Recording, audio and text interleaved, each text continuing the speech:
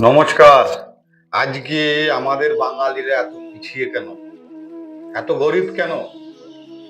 এত সমস্যা কেন? কেননা এরা বাস্তু জানেও না, এরা মানেও না। আর যেটুকু জানে সেটা ভুল। কেননা বাস্তু দু প্রকারের হয়। একটা হয় রাজার বাস্তু, একটা হয় প্রজার বাস্তু। তাই বলছি দেখুন না, একটু ফলো করুন। আজকে বাদাম কাকু কত ভাইরাল। সেই বাদাম কাকু কোথায়? শুনি ঘর করার পর নাকি হারিয়ে গেছে।